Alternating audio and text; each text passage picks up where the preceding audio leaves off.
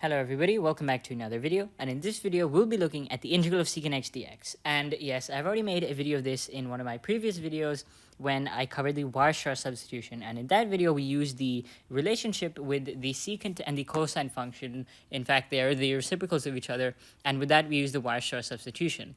However, in this video we'll be using a nice trick that mainly lies on derivatives of these trigonometric functions. So let me ask you, what do we know about secant x? And when I said, I mean in terms of its derivatives. Well, you know the derivative of secant x is secant x tan x. And we know so I'll just write this here. We know the derivative of secant x is equal to secant x tan x.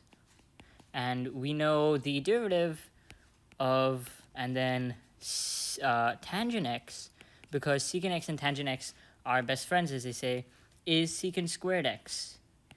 So what do we see here? Well, the way that we can look at secant integral of secant x, this is quite a hard step to find on your own, but it makes a lot of sense once you see it. So what we'll actually be doing is we'll be multiplying this by secant x plus tangent x. And the reason why we get that is because it's not so hard to see why. Because what we see is that when we multiply this expression by secant x plus tangent x, we see that we get a secant x tangent x and a secant squared term.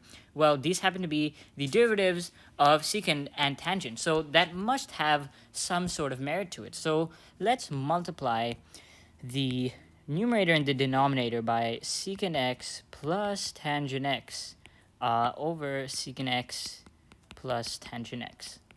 What we see here is we get the integral of secant x, and then that's all multiplied by this right here, and of course we get the idea that is divided by secant x plus tangent x.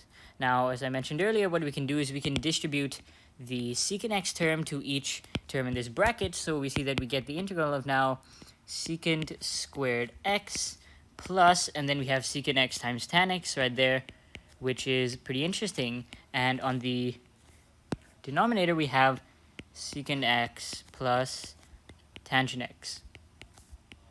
Now, if we see these two facts right here, we should be able to immediately solve this, because something interesting we notice, we see the derivative of secant x and the derivative of tangent x are both on our numerator and happen to be exactly lined up next to each other as a summation. And what we also notice is that we have a secant and a tangent in a summation on the denominator.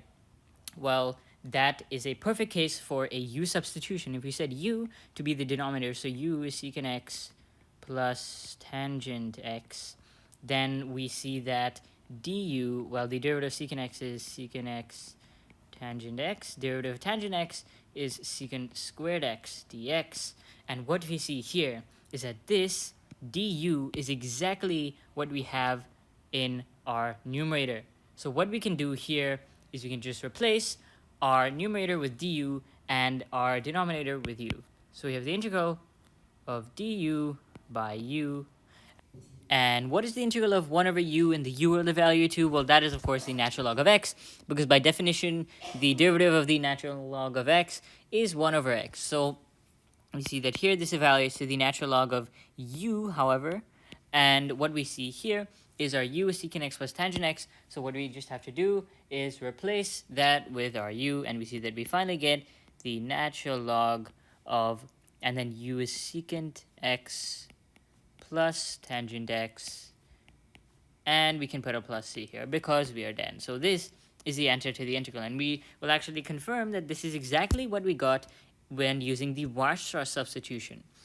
And this is pretty cool because we utilize the relationships with the derivatives of secants and tangent, and this is not too difficult to see even without knowing this step once you know your derivative. So if you know the derivative of secant x is secant x tangent x and tangent x is secant squared x, we can see that here, multiplying by these sums, we see that we get the derivative of each element of the sum, which of course is a case of for u subs. We can even generalize this where we say if we have some integral of f prime of x over the f of x, that is equal to the natural log of the f of x, because if you take a u sub, you see that the du is just the numerator. So anyways, that was it for today's video, and thank you for watching.